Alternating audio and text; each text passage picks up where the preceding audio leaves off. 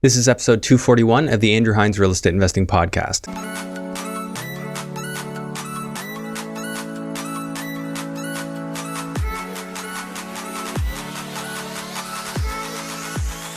This episode is brought to you by Control and Compound Financial. They teach real estate investors how to multiply their wealth using infinite banking strategies. For a complimentary wealth coaching session or to learn more, visit www.controlandcompound.com/Andrew Hines. Welcome back to the show. Today I've got Adil Virani on the show, and he's only been investing in real estate for just a couple of years now, but man did he hit the ground running. His journeys took him up to Timmins, Ontario, where he discovered what cash flow is all about. He discussed a couple of properties on this episode today that the outcome is north of $4,000 a month in cash flow on properties. Let's talk sub $200,000. Of course, he's putting work into them, but the cap rates that we discussed today, the overall rates of return, and the margin for error is massive, and something I'm not used to hearing a lot about on this show when we're talking about Ontario. So it was a really refreshing conversation because, lots of people are talking about going out of province, out of country, and for good reason. However, there is still cash flow to be had in Ontario, and here's an example of it. It's not to say you can't get cash flow south, you can, but you have to make the deal. Whereas it seems like it's a lot more achievable with less effort if you go north. But of course, these opportunities, they tend to run their course, and I talked about that with Adil in this episode. Talked about the opportunity that still exists in Timmins, and he thinks there's a pretty significant one.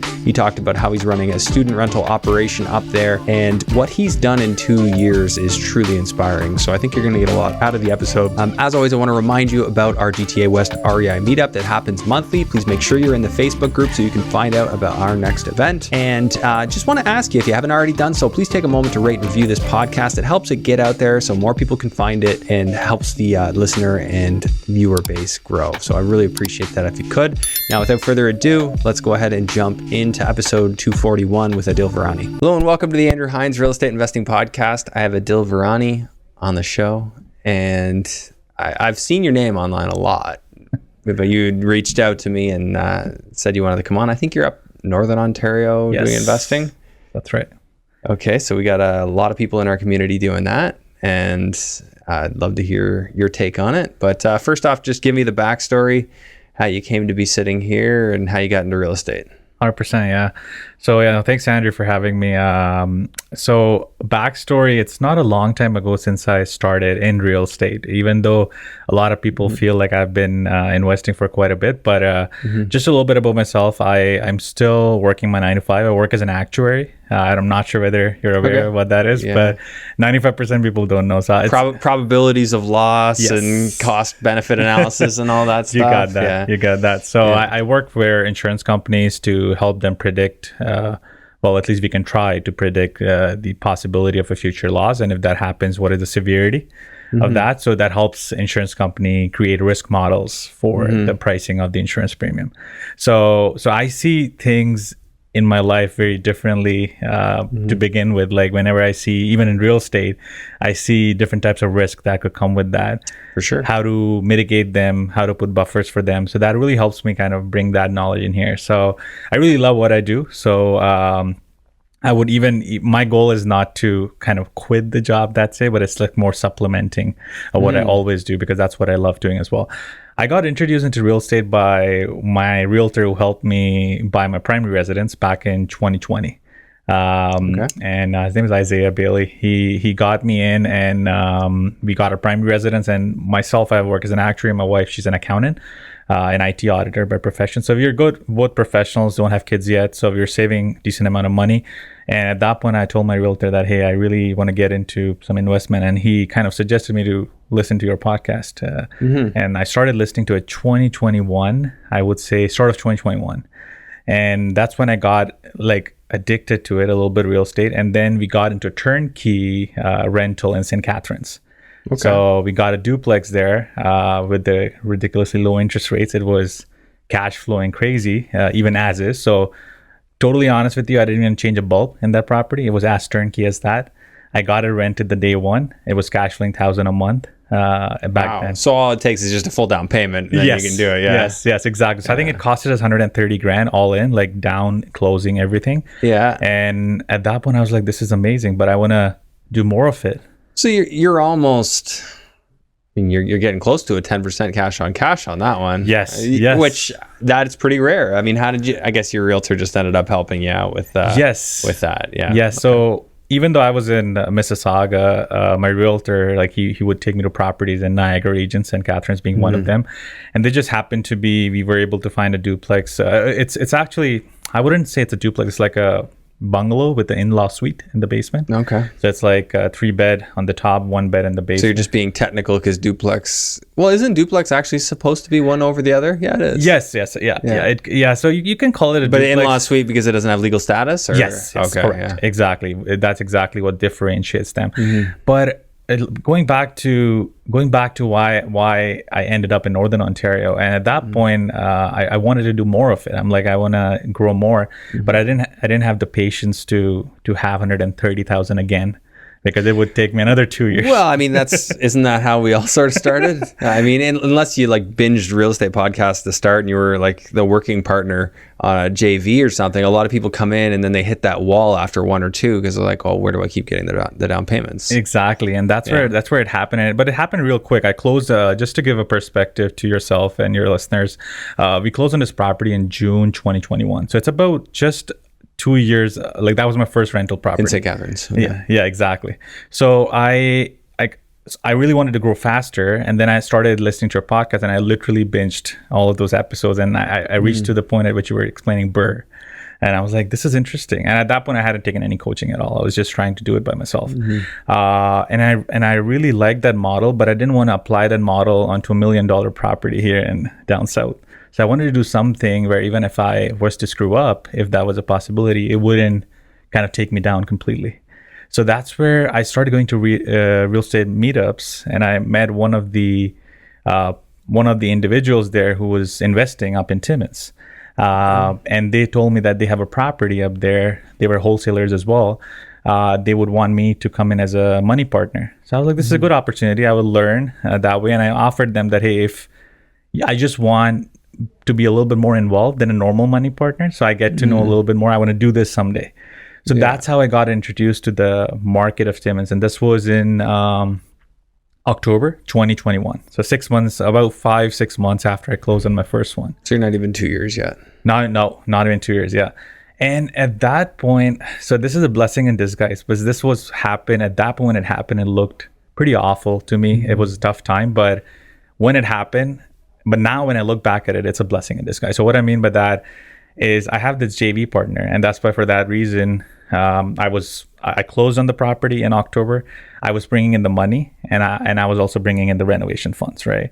However, we had a this is one of the regrets I have, but there was essentially there was a certain clause in the JV agreement which we did not completely align on, and naive part of me did not understand, like, hey, let's get this done, sorted out before we close on it. I was like, I discussed it. It was a more handshake kind of a deal, and that wholesaler agreed that, yeah, no, I'm on board with that. Let's just close on it, and we'll get it done. And that never happened. I closed on it. I exactly remember October 22nd, 2021. I closed on it, and I called this wholesaler or potential partner, and they were like, no, I never agreed on that. So I was in a corner, in a sense that either I could accept their terms because I had already closed on it, or I could completely back out, sell that place, or do something with it. I never stepped in Timmins ever. Right. 8 hours away, right? Yeah. So that's where was my turning point, I would say, in my real estate journey. I could have sold the property back then, make it a little bit of a loss, or I could just go to Timmins for the next few weekends, because I was working full time as well, and create my team where I didn't even know what it cost to even tile a square foot, like that's how naive I was in the real estate game. Sounds like me. Sounds like me when I started. Yes. Yeah, I know you. I heard a couple of your stories. So yeah, that's exactly. It was more of me being thrown into it, and it was either just back out, or just go all in. Yeah. And that's where it kind of changed everything for me, to be honest. As you said, it's less than 2 years. I did a full BRRRR by myself on that one. I made a ton of mistakes. I'm not saying that I was perfect. I made a ton of mistakes, but the market supported my mistakes. I was able to get a full BRRRR out of it. And then once I saw the magic of that, this was March of 2022 that I kind of actually completed my first BRRRR. And at that point, I was like, okay, I wanna do more of it. I already have a team established because I went to Timmins 8 weekends in a row, and I hats off to my wife who was okay with that, because I would leave Saturday morning and drive for 8 hours, be there for the remaining of Saturday, Sunday a little bit, and then drive back to work on Monday. So I did that for 8 weekends in a row to establish my team. But then once the team was there, I was like, let's keep on doing this. So it was just more of deal flow. Yeah, and that's what it takes. Unfortunately, for a lot of people aren't willing to do that. And yeah, hats off to you for doing that, because that's, I mean, you were kind of thrown into it. You already had the house. It was either lose money or do what it takes. But I had a really hard conversation with Jordan about that, probably 2015, where I said, yeah, so I bought a house and it's in London. Well, I mean, that followed, a conversation where I was going to go back, move to London. We had been living in Burlington together, and I went back, took a teaching contract. I knew I wanted to invest in London, but I wanted to be like boots on the ground. Yes. So I went, and that was a tough conversation because we spent a lot of time apart. Yes. And she was supportive, not pleased, but sounds like you had a similar situation. Yes. I think women tend to respond if, their significant other is, doing something that they feel is important to change their situation, right? Like, I think that they like to see that. So of course, that's probably similar for you. Like, you were going to, go down this path, and that was a good first step. Exactly. Yeah. And to be honest, Andrew, like, when that happened, it felt the end of the world, because at that point, I think it was 38,000 down payment and maybe 10,000 worth of close. So 48,000 down payment and closing costs combined. Like, I thought this was gone. And at that point, 48,000 meant the world to me. Like, it would have been like, it would have destroyed me, right? Like, not in that way, like, which I did not want it to happen. Just mentally, exactly. Yeah. So, but now when I look back at it, believe me, that was one event that really changed the whole trajectory of how I do the real estate investing, which is mind-blowing to me. And that's why, and a lot of people I talk to, they have some difficult times in their journey. And I always tell them that, hey, you just got to wait it out. Just see through this. And believe me, come back to in a year or two, you will realize why that happened, what happened. Yeah. There's always a silver lining in there. That old proverb, who's to say what's good or bad, Yes. One of the farmer, and his son broke his leg, but then he couldn't go off to war. So, yes. Terrible fortune that he broke his leg, but then he didn't have to go to war. So exactly. Yeah, that's a great point. You don't always know how it all will work out, right? You could see something on the surface looks bad, but it could be the biggest blessing. Yes, change your direction. 100%. And you know what, Andrew? Like, recently, you wouldn't believe it. Recently, I met that wholesaler, or my potential partner back then, at one of the conferences, and I literally have no hate or anything for them. I literally hugged them, and I was like, "Thank you," because actually, if they wouldn't have done what they did, you wouldn't have taken I wouldn't have taken that action. Yeah. So here's the thing. Like, we're all capable of doing insane things, but we refuse to throw ourselves into situations that will require that of us. And you have to take that very seriously, because if you throw you can make the decision any day to start into something and you just burn the bridge behind you, which you sort of did. I mean, you own the property. You got to do something now. Exactly. So then, it's either take the loss or put in an absurd amount of overcompensation to correct for your lack of knowledge on that. Exactly. I'm glad you did the latter, and now you have that skill. But I mean, there's other things that we could do. Like, for instance, you could go buy a campground and a resort. Of course. And, it ends up being a lot of work and a lot of ongoing work. And I don't regret it. I think there's things I would do differently for sure, but it's a lot of work, our organization. But I also knew there was going to be parts of it that were just like really hard. But for me, I wanted to be moving forward, and I felt like I had to do something big. Exactly. And so that was, hey, for better or for worse. Although we've done some cool stuff. So I will say, it's just, I look at it very balanced. I'm like, I've done a lot of work, and we've accomplished some cool stuff. Exactly. But, not that this is about me. Anyway, so tell me about what your numbers look like there. Yeah. So say that first one you did. You bought it for how much? First one, I really remember those numbers to my memory. So first one we bought for 190. It was a single family home. 190. 190, yeah. That's a great number. In 2020. Let me tell you the rents. 2020. I bought it October 2021. And refied it in March of 2022. Let me just record this here. Sure. So we've got a purchase at 190,000. It required some work. Like, of course, at that point, I wouldn't even at that point, what I knew, I would walk in the property. I'm like, I'm not buying this. But of course, it was one of those. But it was in a 2020. but in an A+ neighborhood. So it was like perfect. In Timmins, like of course it's a small town, but still it has kind of its neighborhoods. So it was in one of the How much did you pay rent-wise? I paid about I made a lot of mistakes on this one. So 48,000 approximately on rent. Doesn't sound bad at all. Exactly, I know. But that doesn't include your driving or your time. That doesn't include that, yeah. So let's just say we're going to throw in another 10 grand sure. for miscellaneous expenses. Yep. Even though, and everybody values their time differently. I think 100%. At this time, you're just willing to do whatever. Yes, exactly. Okay, so let's talk rents. So it's 2 units? No, it's just single family home. This is a single family, yeah. It rents for 2,200 plus utilities. Plus utilities, okay. Including water. What do your taxes look like? It's about 3,200 a year on that. 32? 3,200, yeah. It's kind of expensive. Yeah, just because their percentage. Of the snow removal? Their values are lower, assessed values, but their percentage is way higher. Way higher, yeah, exactly. I mean, they probably got to run the snow trucks every day. Yeah, I learned it the hard way. Like everybody told me, hey, snow is different in Timmins, and one night I was driving, and that's when I realized that it is actually different. You need to remove snow off your roof. Yeah, because the roof will get too heavy. So, did the newer houses need you to shovel the roof? No, not the newer ones. Just the old ones, because now they design the trusses probably like every 10 inches just to compensate, right? Exactly, that's right. Yeah. Otherwise, your roof collapses. Sorry? Otherwise, the roof will collapse. Yeah, otherwise the roof will collapse. So you just got to be like on top of things. You just can't leave it. Wow. Just like that, yeah. Cool. Okay, so can you reinforce it? Like go to an engineer and just say, what can we do to make this like stronger? You could potentially. Given that I've been just in Timmins less than 2 years, you just went along with it. I just went along with it. You just did as the townies do. Yeah. Okay, what's your insurance look like there? That one is about 1,300 a year. That one you want to take the ice and water protection. 100%. I was like, whatever you want to throw in for the water, whatever you have, like I'm willing to pay for it, but just all the water, ice, everything. So maintenance, I mean, normally I do 5%, but that's literally $1,300. I feel like you'll spend that in a year there. Yeah. I would say I take about $2,000 for just because the percentage wise it comes in pretty low. Yeah. Okay. So I'll throw it up to 8% there, which is just over $2,000. Utilities, you're paying water. Utilities, no, I'm not paying water. So they do everything. Yeah. Well, that makes sense. You don't need to, right? They can do it all because they just put everything in their name. Yes. Management, you're managing yourself? No, I have a management place for 7%. And is leasing on top of that?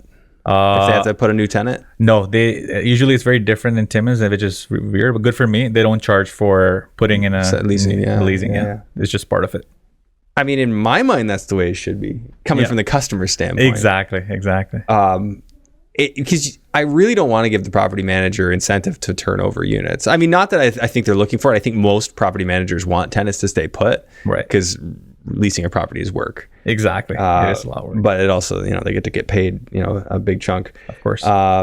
Okay, so landscaping and snow, do you provide that or they do it all? They do it because a single family, they shovel their own roof? They shovel their own roof. So you have like a special tool that reaches up? Yes, exactly. Or they could call their individuals who would come and do it for them. So it's a big thing. It's a whole business. Yeah. It's a whole business going up in there. Yeah. But it's on them because a single family, I don't take care of any of that.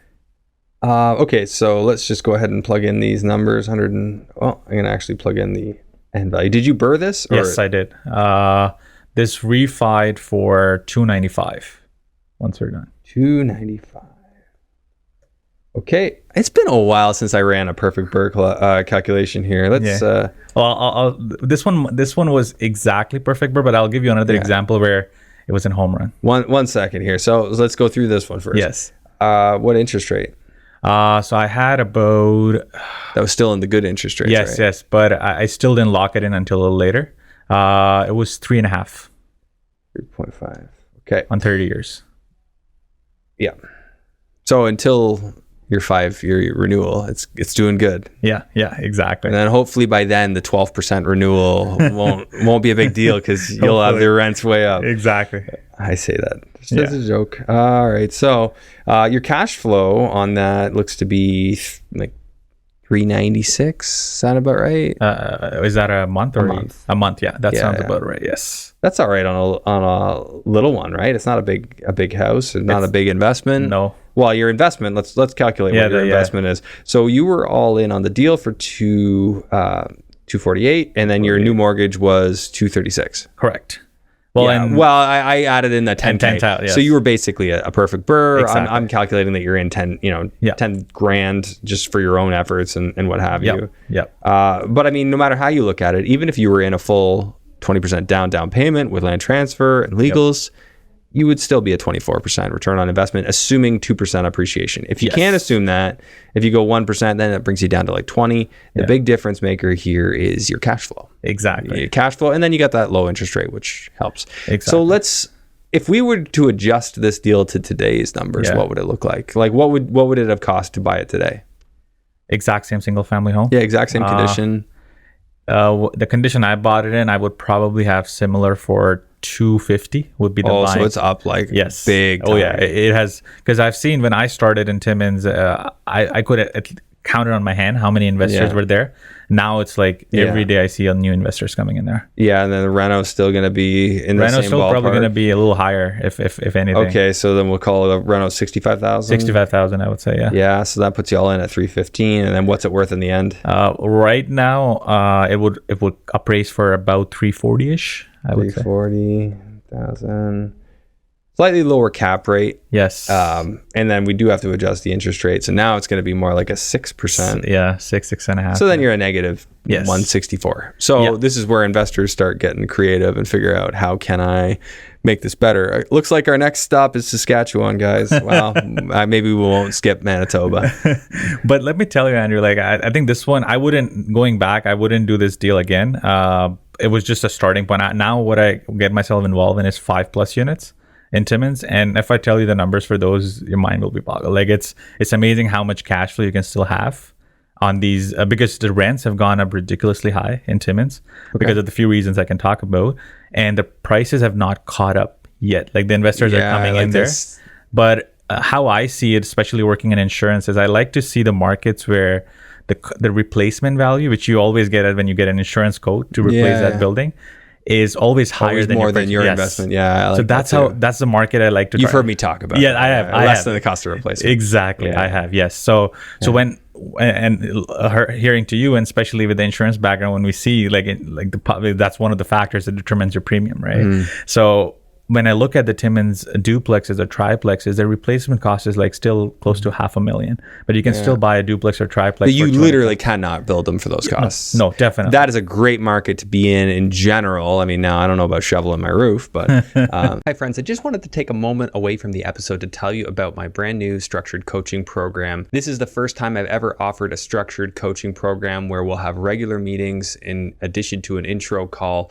to go through what your goals are and help you get on a plan to achieve those goals within real estate. So if you've followed me for some time and you feel that I would be a fit for you to help you achieve your goals in real estate based on my skill set, based on the topics we cover on this show, I encourage you to head over to my website, andrew-hines.com/coaching, and fill out the questionnaire so that we can schedule a call and figure out if it's a fit for us to work together. Let's face it, most people could benefit from a second set of eyes and ears going over their strategies, different deals that they're looking at, and helping to springboard ideas back and forth. This is a program that's exactly for that. So if you're looking to build confidence in what you're doing in real estate investing and get very clear on what it is you're trying to accomplish, this might just be the program for you. Take a moment, fill out that questionnaire, and let's schedule a chat. All right, so you built it up. Now we got to talk about the multiplex. So let's go through a 5-unit example. So what would you be paying to buy? Is it a purpose built, or is it like a hodgepodge? It's a purpose built 5-plex. We're renovating it right now, so I really have numbers fresh in my mind. All right, let's talk about it. We bought it for $140,000 in February of this year. 140 for a purpose-built 5. But let me give you a little. Well, no wonder. Let me give you a little bit of a context here. So it's a fiveplex, but the owner who owned it was from Vancouver. It was vacant for last 2 years because 2 years before there was a boiler infrastructure kind of gave up, and there were like leaks in the pipes. So it caused like a whole lot of water damage. We just didn't know, like the water was shut off, so we didn't know what to expect when we turned on the water. Everything was just still like a building, really strong building standing. So structurally good. Fire separations were they all cinder blocks separated, or I think so, yes. Yeah. Which meant you didn't need to do anything. No, we didn't so I can tell you that we didn't need to do anything. What about the separations from the one on top of the other? Like there's only how it is structured. Ceiling separation? Yeah, so there's ceiling separation, but there was a lot of ceiling damaged as well due to the water. That's what I was wondering about. If you had water damage your ceiling, did you have to tear your firewall apart? We did for some part of it, not all, because you fixed some of the firewalls. Some of the firewall, not all of it, but just some of it. So how it's structured was there are 2 units at the upper level. There were 2 units on the main level, and then 1 unit in the basement. So that's the potential for 2, or you had a laundry in the basement too? So we could potentially do 2 there, but just the way it's structured right now, all the stuff, the water flew into the basement when the water damage happened. So basement is in a really shitty position right now. Well, plus I'm going to just point this out. Like if you're buying at that point, we're talking about cost of replacement. You couldn't finish the basement unit for like as much as you could just buy another unit for. So you might as well just buy another building. Exactly. For now, until that market changes where it becomes really expensive. And then you make different decisions. Okay, so you're into that one, 140 to buy it. How much to rent out? So we have about 170,000 worth of, including carrying costs. Carrying costs would be another 30,000 on top of that. Plus 30,000. So you're 200 grand all in for 340-ish. 340-ish. Yeah, that sounds okay. Right. And then rent roll. Let's walk through the units. So we're gonna do a student rental on this one. Okay. And we have kind of talked. What's the unit breakdown on these? So 2 units on the top. They were used to be 2 beds, but they were big 2 beds, so we created a 3rd bedroom in both units. Okay, so they're now 3-bed units. So you get 2 3-bedroom units up top. 2 3-bed units up top. The old owner had combined the 2 units on the main floor as one big unit. So we tried to keep it that way because if we break it down into 2 separate units, we need another kitchen. And that takes away 1 bedroom away. So not really a 5-plex then. So now we'll treat it as a 4-plex, yeah. Okay. But it's registered as a 5-plex if you ever wanted to convert it back. Sure. So now it's a 5-bed main level unit so 5-bed there. And then it's going to be 3-bed in the basement as well. So if you think about it that way, it's going to be 14 bedrooms. All right. So and how much per bedroom are you going to go? So we're going to do upper level as 2 people sharing 1 room, which is pretty common there. We're going to do all inclusive, $450 per student. So 900 per room on the upper level. Okay, so 900 times 6 bedrooms. Yeah. Times 6 plus. On the main level, we're gonna have a floor for only single occupancy. Okay, so 500. We're doing 5 times 750. 750. Sorry. Yeah. It's that good up there, huh? Yeah. And what's the university called? Northern College. Northern College. Okay. And then on the basement, we're gonna do again double occupancy, so it's gonna be 3 times 900. Another one. 12-month leases. 12-month leases. Yes. All right.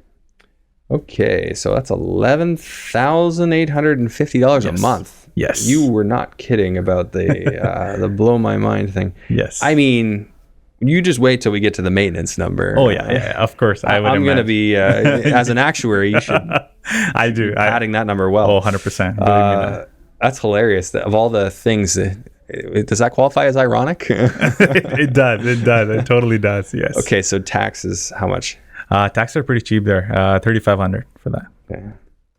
Okay, insurance, that's going to be like student rental, mammoth, like $4,000 a year. I have 5,000. 5,000, okay. Yes. All right, you would know.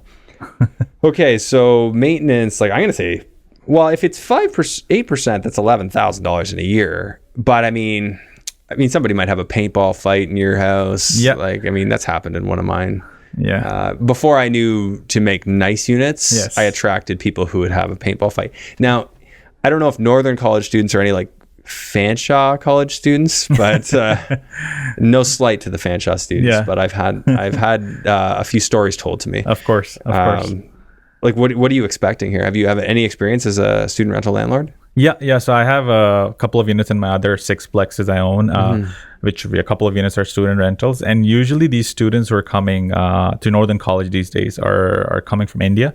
And that's because they're kind of they're actually marketing in India to bring people in. So they're mostly coming to get their permanent residence. Education, and so they're not really looking to party or whatever. They're not looking to be honest, like for them to go to Timmins, they have a good program there, which is like they call it RNIP, is a rural immigration program, something like a pilot program, which gives them the permanent residency much quicker than if they were to come somewhere down south. Yeah, because like for a lot of Indians, like that's going to be just brutally cold. Like there's no part of India that's that's even as cold as here, right? It's not there. That's what really struck me to be. And I know we're going in a different tangent, but I really want to say when I first went to Timmins in October 2021, I would say you can point me out as a person of color when I would be walking. Like I was probably one of the odd ones. I've heard that about I would be one of the odd ones, but you wouldn't believe I was there just 2 weeks back just to check up on a couple of projects. And I felt like Mississauga or Brampton. I'm not kidding. Yeah, so it's changing. The dynamics are changing quite a bit. And that's just because what sort of people Northern College are actually marketing in India to bring these people in. And now, of course, half of them will leave once the education and summer is done. But they're still... I interviewed, but I kind of talked to a few of them at Home Depot and stuff when I went there because they're working there.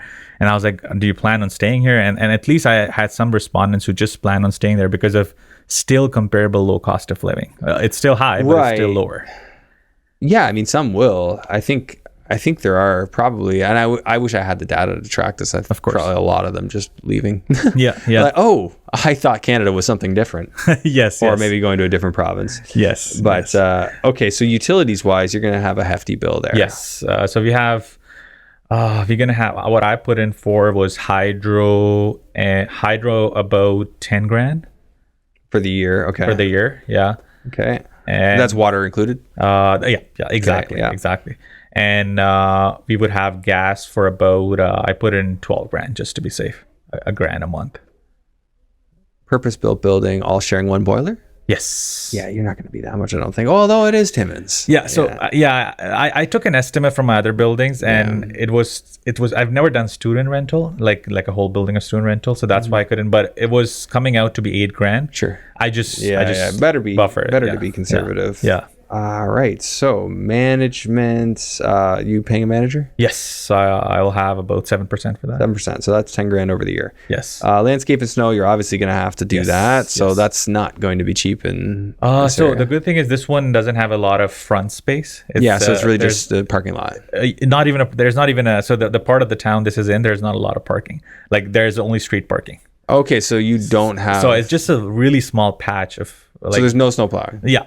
Usually, city would do just shoveling the front walkway. Yeah, the front walkway, exactly. So, but I'll still get someone to do it for sure. So I'll probably say 1,000 a year. So you're not to fetch those kind of rents. You don't need to give parking.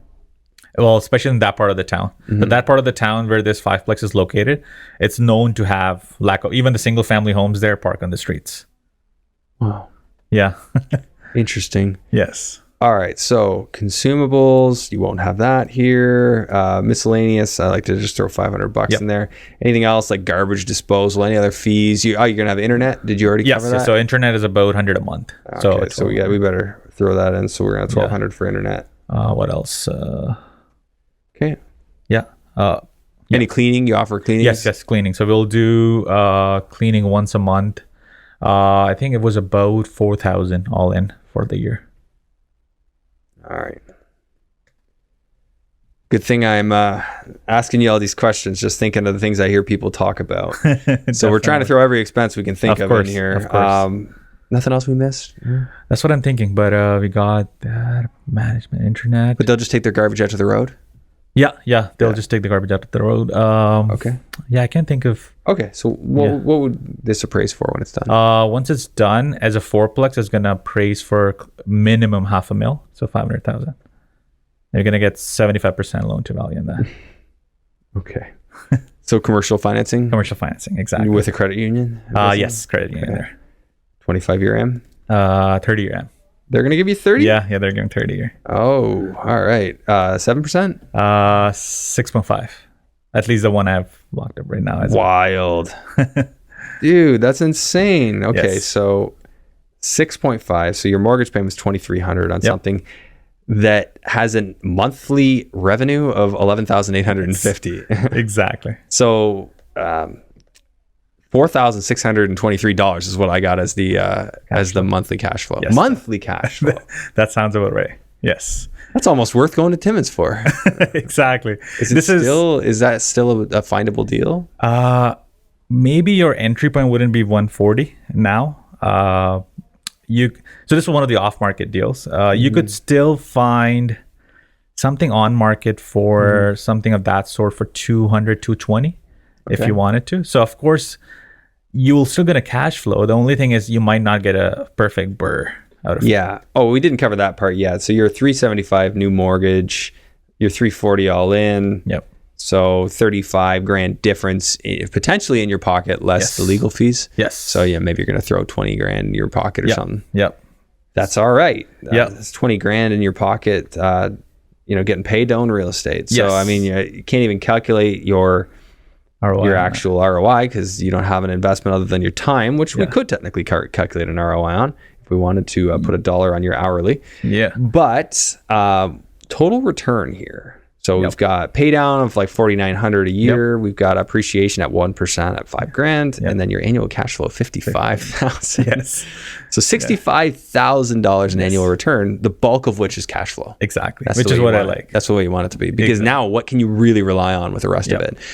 In fact, I mean, it's a total hypothetical, but if interest rates just kept going up and up and up, asset values would just keep going down. Yep. Exactly. There's an inverse correlation. Exactly. One thing I like to do, Andrew, is whenever I buy something or BRRRR something, I like to calculate what the interest rate has to be to get me a break-even point. So like to just make it, how bad would it have to get? Yeah, how bad? So the actuary is well prepared here. So if we go like 12% interest rate, go 12%. Let's go to 25%. 25, yeah, go for it. Yeah, and then you're negative. Now negative. Yeah, I think this one has a breaking even close to 18, 19. I don't know, something like that. I still got you making money at 20%. Okay. Yeah. So that's what I really like. I like to keep numbers on higher end of 12. So if some property, some project is breaking even above 12%, I'm fine taking it. So I want people listening and watching to take note of this, because this is how people used to think before they sort of got a little beaten down by high prices and low yields, that they just said, you know what, if it can cash flow, one day it'll make me money. And speculation has been good. Let's not pretend. But this is one of those ones where you're not going to get rich on the appreciation, most likely. Nope. In fact, you may lose. Yep. You might see this go down in value, but what you likely won't see is your cash flow go down. In fact, you're probably going to see it go up until you renew. And then when you renew, who knows? Like, who knows where interest rates will be? I mean, I think the people who pull all the strings are more than happy to have private ownership not be a thing. So who knows? But this is great to hear this kind of stuff in Ontario. I shouldn't paint Ontario with one brush. I know. I was listening to some of your previous episodes, and I was like, I just really wish I talked to Andrew on this one, because I'm like, it's gonna probably blow Andrew's mind when I speak some numbers like that. It's great. Like, I wish more people could come on and talk numbers like this. It just, I mean, it used to be like, but I got to go to Welland for that. Exactly. No, I feel you. One thing though, and I get that from a lot of investors when I talk about Timmins, is, hey, Timmins has gone like ups and downs, and it is like sometimes it will boom, sometimes it will bust, right? That's what the history has shown, right? Like Calgary, like or Edmonton, right? Like when the oil prices goes up, the town is doing amazing. So what drives Timmins that way? So it has always been in the past the mining industry, but the mining of specifically gold. That was gold and gold mines there? Gold mines, yeah, exactly. How many? There were like 3 big ones, which are still operating. But in the past, what has happened, the gold prices, the commodity prices fluctuations has caused those booms and busts, new initiatives. Yeah, you might scale back operations. With active mines, though, they're not as likely to shut them down versus new projects. Exactly. Yeah. But what we're seeing now, Andrew, is the nickel mines. Like, that's something new, which Timmins had not seen in the past. And nickel is the raw material for the EV batteries. So there you go. The thing is, it's a different boom right now. It's not a boom for with regards to the commodity prices. It's a boom with regards to the raw material which we need for evolution. So we are evolving as a community. We're not going to go back to fossil fuels. like hopefully. So we are going to evolve as a community towards electric vehicles, whenever that is going to be 10 years, 20 years. But we need raw materials for that. So we don't really care about if the raw material costs $1, it costs $10. The price of the commodity is not a big thing now as it was for the gold. You're saying because it's needed, which would ultimately just drive the price up. Of course, it would drive the price up. But as a community, you need that raw material. It's not with regards to, hey, it's in more demand or less demand, because we're evolving towards that direction. So that's one thing which is very different. But with that said, there's other places you can get that, right? Yes, you can get nickel in countries where they can pay a lot less to pull it out of the ground. 100%, you could do that. So that's another thing, of course, that you have to keep an eye on. So that's why mining has always been the one thing that has driven Timmins market. But now, I like your education angle. That's nice because traditionally education is looked at as insulated from ups and downs in the economy. Yes, exactly. So that's another component of the market as well, is like the students coming in. Timmins has never seen that. And Timmins population to begin with, as per last consensus, was 45,000, close to there. It has definitely gone up at least 10, 15K more since then. But keep in mind, with the population that size and about 700 students coming in every 4 months, that takes a toll on your infrastructure. Like when I say there's housing crisis, there's actually housing crisis. Like I was actually lucky enough, and I'm not a big big in a sense, like there are some really big investors out there. I only have 30 doors right now, right, in Timmins, but I was able to secure a meeting with the mayor. Like when I was there last time, I spoke to mayor, and she's really concerned about, and they're willing to come up with like different programs to help investors like myself and other people out there. And there's a new CIP coming from them in the next month, which is going to allow investors like us to go in and create more units in the existing dwellings. So when I say the market is booming, it's because I find it so hard. I have a few properties in Niagara, and I find it so hard to rent them to really good tenants, and I find it easier to rent in Timmins. I'm not lying when I say that. Like, well, I mean, if you're just getting like international students that are coming in with a goal, I mean, it's a lot different than, a party city like London.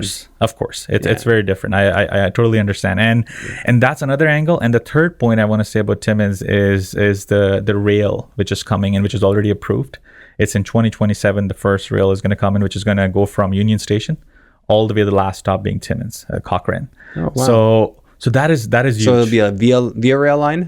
It's called Northlander, if I'm not wrong. But I'm not sure is this going to be operated by. Maybe it's via. Maybe via. But nonetheless, the construction has already started in Timmins. So what would it be, any faster than driving, or 100%? The same? It's going to be about 4.5 hours. Okay. From Union to Timmins all the way. Okay. Which is drive is about 7.5. Just because of the roads, weather, direction. Yeah, roads are like kind of all swivel and stuff. Also, it's not a good roads to be on. To be honest, I learned my lesson the hard way. They're like you lose connection. There could be snowstorms. It's single lane highways. So you've got all-wheel drive and some beefy snow tires. I don't, but I should have them. Especially if we're going to another winter now. So, but nonetheless, those are the 3 pointers. It's not only mining. It's mining, student rental, as well as this heavy in municipal investments, provincial investments into the infrastructure that is getting there. And I got that, when I was there last in Timmins about a couple of weeks back, not only did I get a chance to speak to mayor, but I also got a chance to speak to other institutions like economic development and stuff, who are bringing in more professionals in. Like, they really need doctors, they really need accountants in the town, and they always are struggling with housing too, because they're like, we try to attract people, but people need a place to stay, people need a lifestyle to live. So we really need housing. Housing is the essence of the problem for everything. And that's what all of these organizations I had a chance to talk to when I was there last were saying the same thing, that we need housing. And I'm glad so that's why that changed my perspective quite a bit over the last 2 weeks and I was speaking to Mandy, who's my coach, and she was like, you got to provide for, think about it as providing value to the community. Think about if you were to provide housing to 100, 200 people, students, let's say, of course, you're going to make money, of course, but there's also another element to it. You're kind of helping the community grow, solving a problem. Which I think they like that vernacular up there. They want to hear that kind of thing. Exactly. Yeah, I want to help the community. Oh, okay. Exactly. And that's why I was really surprised when I was able to secure a meeting with the mayor. Because one of the people I talked to, how did he? I'm like, it was not tough. It was literally, I just told them that I want to solve a problem. This is the problem I've seen in the community, and I have a few solutions which I could talk to her about. And it was as simple as that, right? Because they're really struggling. And that's where I think a lot of investors, I think one other person who showed up on your show, Isaiah Henry, I think he's also one of the investors. Mention him. Yeah, he's up there. He's up there too. So there are a few investors who are kind of big up there, or getting big up there. But I think, in my personal opinion, I'm really bullish on Timmins market, given all of these factors which I just mentioned, the three of them being the most popular ones. All right, so you're just going to stick with Timmins then? Or you got further expansion, or are you just going to milk that one? No, I'm going to, that's what my take was, like, maybe just sit on it for a bit. I do have a few optimizations things I have to do in my portfolio. However, I'm still going to keep on buying new projects like the one which I just... So that five unit, is that particularly close to the college?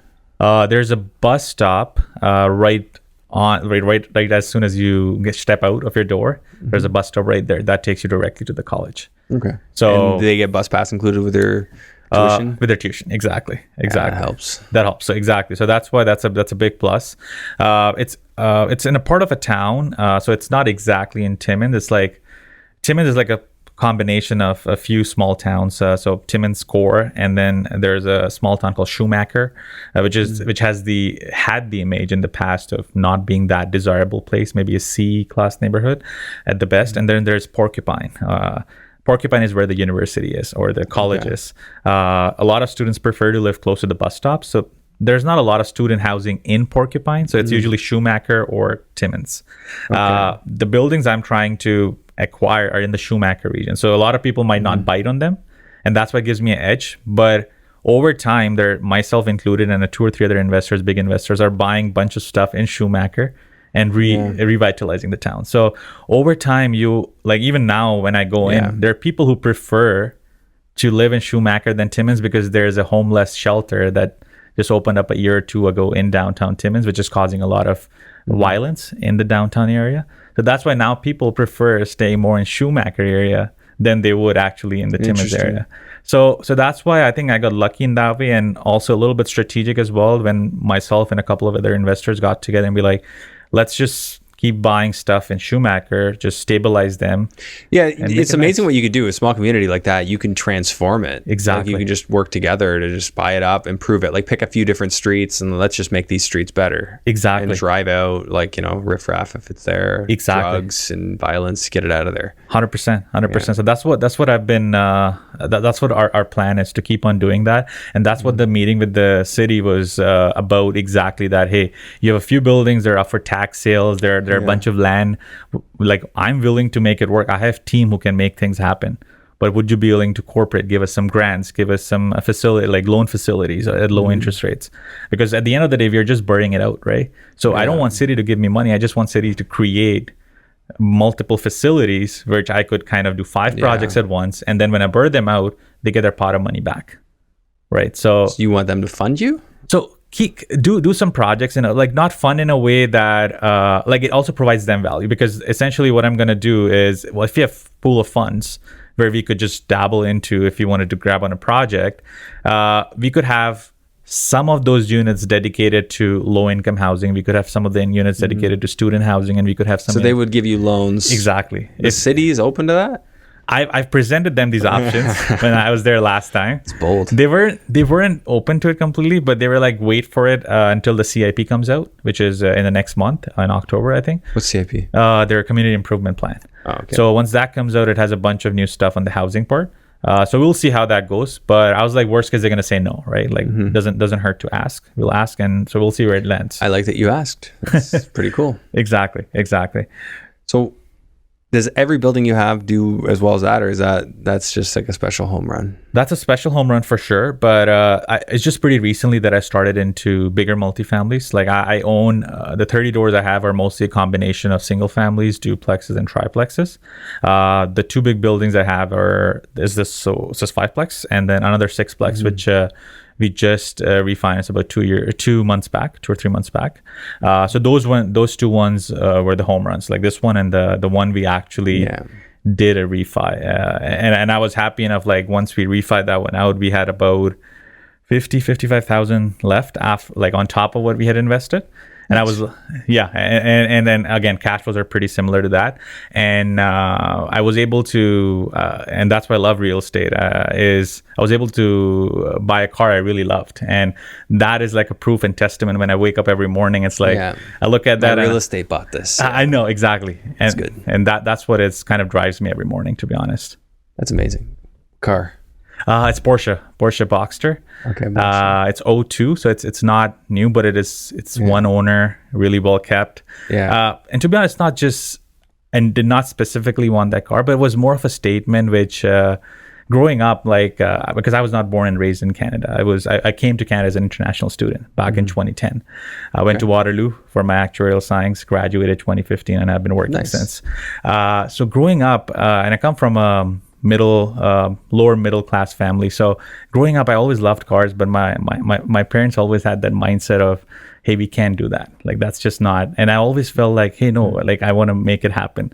And then so that car, when I got it, was more of a statement that anything is possible. Spent on something you didn't need, you did it because you could. Exactly. So that's when I wake, when there are difficult times, which there always are. You can agree to it, Andrew. Like, there are different difficult times in the real estate journey. It's not just always all these good numbers and stuff. There are always problems. But when those problems are there, I literally go to my garage, I open the garage, and I look at that, and I'm like, okay, this is probably why I'm doing it, because you need to reward yourself along the way too. Well, your wife must be happy with the progress you've made, right? So you've probably added well over $10,000 a month, 15, something like that, to your income for the household. I would, So there are two buildings which are doing well, but also I have a few duplexes in Niagara region which are not doing as well, of course, because are they sucking up cash? Yes. So they were all variable rate mortgages yes, they're variable mortgages, which are probably, each duplex is costing me about $1,000 to kind of hold. $1,000. Wow. But it's only 3 of them I hold right now.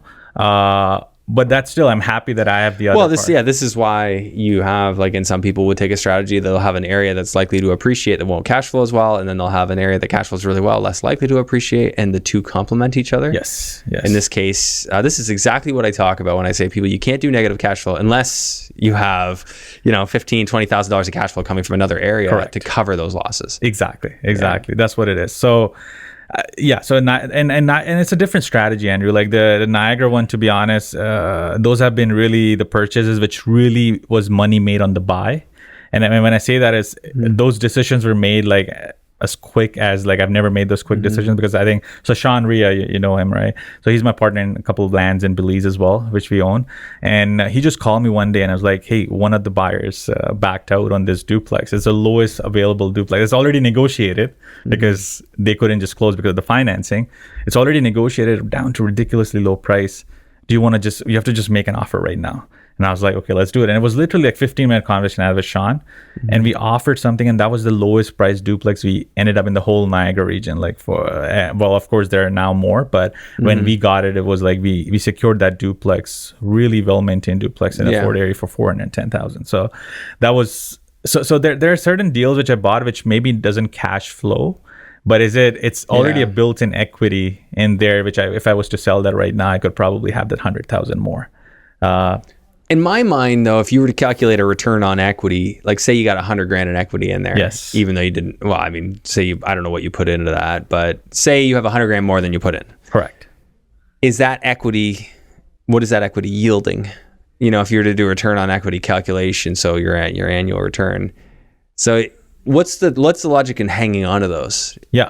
So the 2 duplexes I own, in Niagara region. So one is I'm holding on to it because it has a potential. It's already zoned, and like the old owner had already kind of done all the paperwork and stuff to turn that into a triplex. Okay. So I have everything approved and stuff. So the added value to hold that is just to have some time and some commitment to get that project rolling and getting it done, to change that to a triplex. Yeah. Do you think, is there really a way to profitably, like, are you talking about an outside unit, or are you talking about an inside unit? An inside unit. Okay. So what do you think it's going to cost to do that if you wanted to do it? So outside unit costs a lot. They're very expensive. You got to service them. You're going to be a couple $100,000 by the time you service it and build it. And Exactly. But this one, there's a way, like when you walk through it, is to put a wall at one of the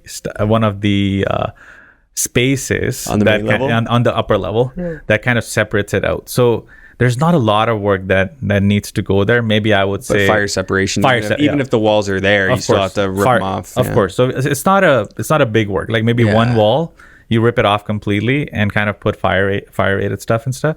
But it's not going to cost like hands and arms, like if you were to do it outside. So that's why probably going to cost like 20 grand. So some scenarios lend themselves more to that though. Like a couple of my coaching students had like $100,000 quote to do pretty much similar. Wow. I'm like, okay, you need to get some other quotes, but but it depends on how much destruction is needed to be done. If you want to add a toilet, like is there plumbing in that area of the house? How much of the finished area of the other unit in the basement has to be destroyed? 100%. So yeah, there are variables, but if you can do it for 20, then you're laughing. Yes, exactly. It's just like, so say you can do a $200,000 additional dwelling unit outside that'll get you $2,000 in rent. Yeah. Is that worth it? If you look at that deal on its own, does it make sense to do it? I mean, I haven't run those exact numbers. I don't, generally speaking, I don't think for most it would work, but for you, definitely not. No. Yeah. I look everything in terms of my Timmins numbers, right? So well, then you're soured on pretty much everything. Yes. That's why I've never bought anything in the last year in the Niagara region. The only thing I bought in Niagara was just a very impulsive buy, just when the deal was right in front of me. Like the other property I own is standing on a double lot right by the Crescent Beach in Fort Erie. Okay. So there's a potential for severance. So just the severance itself, because a 2 doors down, a neighbor has done a severance, similar severance on their lot. And once we do that, it's going to be, the lot itself is $250,000, which I bought the whole property for $490. So a duplex standing, once I get that 250 out, it's going to be another 250 for that. So there's a long term, there plays there. So that's why I don't necessarily sit on like a debt equity that way. Like I usually have something in my mind. Sort of a plan. Yeah, something of a plan. It's just about whether I want to spend my focus right now in that avenue. It's just there's something there, but I just want to make sure that I come back to it when the time is right. Yeah. How do you separate your day, like your daily time? How much time are you putting into this stuff now? Probably not nearly as much now. No. I would say so. Of course, I do my 9 to 5, which is more like 8 to 6 or 8 to 6:30. But then after that, usually I would work on like answering my PM for some of the questions he would have sent from Timmins. I have a PM in Niagara, so maybe follow-upping with them, like not on a daily basis, but every other day or every 3 days. I'll be analyzing opportunities in the evening. So every evening I'll spend about 2 to 3 hours. Every evening, yeah. You can tell you don't have kids. Yeah, not yet. So that's why one of the things I want to focus on is do as much as possible until then, because I really want to enjoy the time with the kids when that happens. There's some wisdom for you. I'll tell you, the one thing that Jordan and I have said a heck of a lot is we look back at the time before we have kids and think what idiots we were for how much time we wasted not doing all the things we wanted to do. You know, like ambitions you had, side hustles you wanted to start, expansions in your business, you know, just all that stuff, like that time. And I'm sure like I'm still sort of in it, so to speak, but if we're going to have more, then I'll be in it for a while. But I'm starting to see the light. He's almost 2. Well, almost. He's 20 months. But good Lord, like I still get kicked awake at 5:30 in the morning. And, you know, my night, like, if I have like 15 minutes to go tinker in the garage, like that's a win. I would imagine. That's what I've been told by a lot of people. Yes. So the multiple hours of assessing deals, like when you showed up, you're like, what are you doing? I'm like, I'm doing the stuff that you're talking about doing at night, because I know once I go home, it ain't happening. It's not happening. Yeah, exactly. But it's tough, Andrew. Like, to be honest, like it's tough. But the good thing is, like, a lot of people I know talk about they not liking their day job, and but I love it. Like, to be honest, like my goal is like what I do right now at work is helping big organizations set up their, I don't know if you've heard about this captive insurance. Like, they set up their own dummy insurance companies in tax savvy areas like Bermuda. So essentially they need an actuary on board to do their pricing for their dummy policies, right? Which they're writing policies to themselves. So it's a self-insurance mechanism. It's all, but it's very. But the foreign company is the one that collects the premiums. Exactly. And then can insure them and pay them out if there's a loss. If there's a loss. But then there'll be no taxes on any of that. Exactly. And they can, and whatever they keep. Are they planning on a loss here? But the good thing is whatever they retain as part of their premium, which are not paid in losses, they can declare themselves dividends over the next few years. So essentially what the mechanism is, when an insurance company charges you money, they have an expected loss, and then they buffer it up for their profits and expenses, right? When you bring that portion of loss in-house, you're taking away the profitability and expenses of the insurance company. So you're kind of, if you're big enough, and you cannot do it in a self-insuring does you good. Does that good. So it's like anything else that you outsource versus insource. Exactly. You just have to be big enough, right? Yeah. So that's what I love doing. I love kind of creating this creative structures for bigger companies. That's what I do at my work. And that kind of translates well into my real estate when we want to structure the deals creatively as well. So we didn't talk about this. Like, are you bringing in JV partners, or it's all self-funded?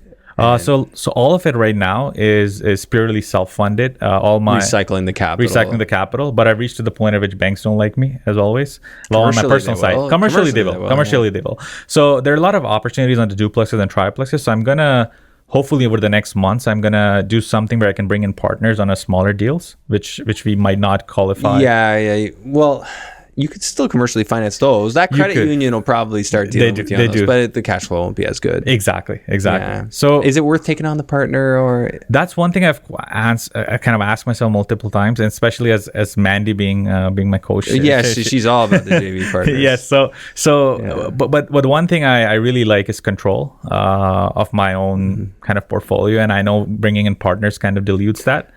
Yeah, partners, and I've said that I don't like them, but then I've also said that I do like them, and I like them when they bring something more than money. Exactly. Like bring mindset, bring aggression, bring a drive to succeed, because then together you can be more than the sum of the parts. Exactly. I totally agree with that. And that's one thing, Andrew, like if I ever was to go into the partnerships, it would probably be like, how there are coaches out there, but I would probably help them, like if someone wants to be active side, but take a portion of their like equity on that project, rather than them paying me 25, 30,000 just for the coaching program. Yeah.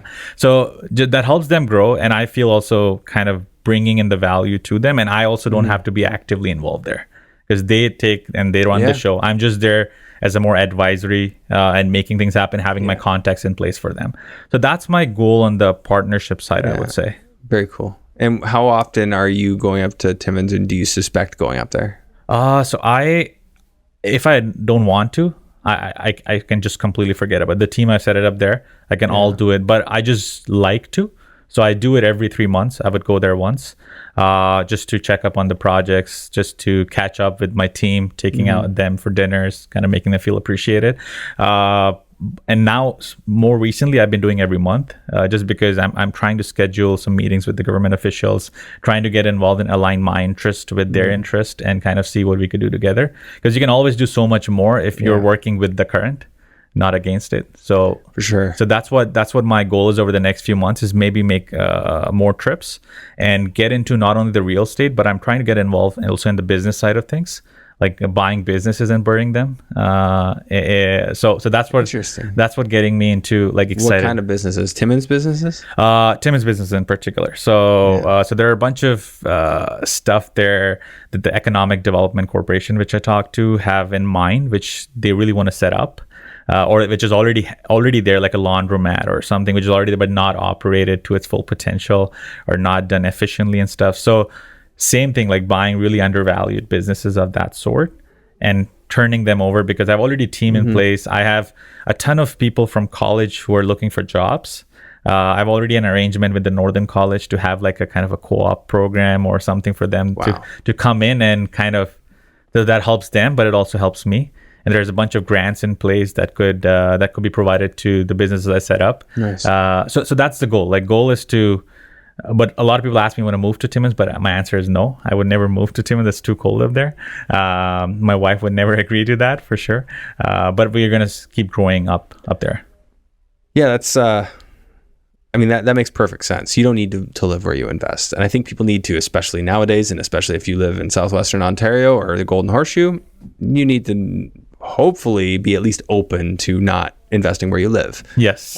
Which I think most people in this community are, whether it was Windsor or, Sudbury or Timmins or whatever, like they had a certain level of comfort with distance. Yes, exactly. And I think we're just getting more and more to that place. And it might ebb and flow, and there might come a time where the GTA makes a ton of sense again. And maybe at that point, bring it back down here and get it going. You just got to pivot. I think you've talked a lot about it, Andrew, on your show.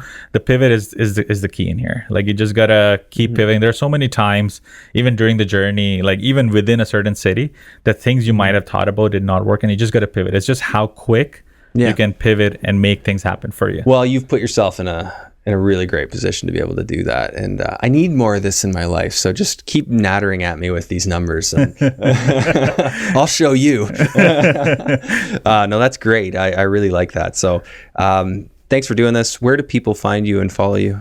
Definitely. That's one thing, Andrew, like I lack on. And one of my regrets, I have not done a good job in documenting my journey because I was just doing it rather than documenting it. That's fair. That's what I did too early on. I didn't share anything. Yeah. So, but hopefully in the next few months, I'm going to be kind of hiring my content team or something to make things happen. But whatever I do share, it's on my Instagram. I'll send you the link to that. It's Adil Virani _REI.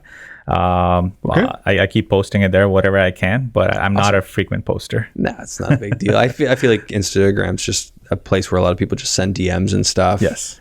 If you're checking, and of course, there we go.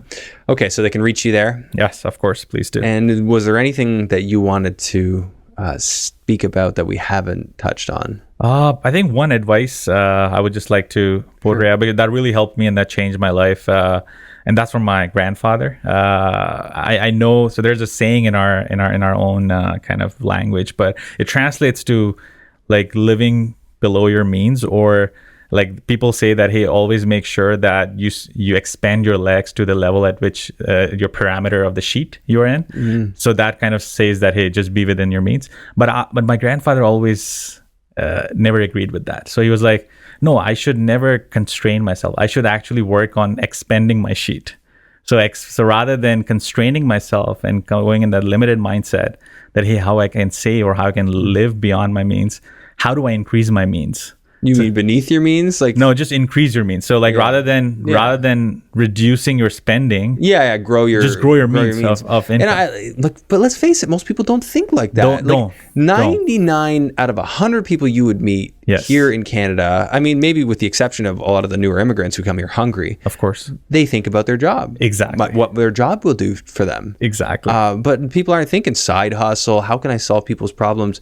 And this is the thing that pains me because I grew up that way. Yeah. I grew up with parents that just worked their jobs. My mom actually was an entrepreneur, but there wasn't the side hustle culture. It wasn't encouraged. It was go to school, get a good job. Yeah. And my mom's, working from home was kind of seen as the lesser good of my dad being a teacher. Yeah. So I was sort of taught that, and I had to like deprogram myself to like, you should look for ways to make money in everything. Exactly. Everything you do. How can I make some money from that? Exactly. Like if you like something, turn the hobby into something that makes money too. Like I like guitars and music, and lately I've been thinking, you know what, I'm going to flip some guitars. If I can make a little bit of money off of it, I'll do that. There you go. And it's not because that would be life changing, but I like what it does to my mindset. It gets me thinking about how I can constantly turn things into money. Exactly. And that's what really changed my mind, Andrew. And my dad still had that a little bit of a scarcity mindset, but I picked that up from my grandfather. So I was really close to him. So that's even when I came to Canada, I know that the international tuition was ridiculously high. Mm-hmm. Like I think it was $40,000, including all my housing and stuff, for 4 months. And definitely my parents could not afford that. So I was working like 3, 4 jobs, 5 jobs to make ends meet and make it happen, right? And that just taught me the lesson that taught me was the fact that if I can make that happen, like once you show yourself that you can make that happen, like nothing can stop you. I would have thought that would have taught you to hate working a job. But I mean, because you can't scale your time. You're working all these different jobs. But what if you could put together a side hustle where you can scale and you don't have to make an hourly rate. You can make a solution-based rate. Exactly. But that's one thing I like to say to the audience is like, hey, whenever you're constrained, think about how to increase your revenue or means, rather than saying, hey, let's avoid drinking that Starbucks, or yeah, let's cut our expenses. I've straddled that line and not always known, what do we do? Because I think that it's a scarcity mindset that causes you to constrain. But I don't like waste. I don't like wasteful spending. So that's the thing I try and cut out in our house is let's not waste. I don't care if it's small or big. We don't want to waste. Yeah, of course. But I also don't want to be like stingy with it and like count every penny. And some instances call for it. I'm not going to throw my wife under the bus here. Anyways, we won't go there. Okay, guys. Thanks for tuning into this one. Adil, thank you for doing this. It was refreshing. Happy to be here, Andrew. All right. Well, let's stay in touch. Take care. There are a lot of people out there talking about the infinite banking strategy and whether or not it makes sense for them. To find out what it's all about and if it's a fit for you, visit controlandcompound.com/Andrew Hines, where my audience can gain exclusive access to books, podcasts, and webinars tailor-made for real estate investors.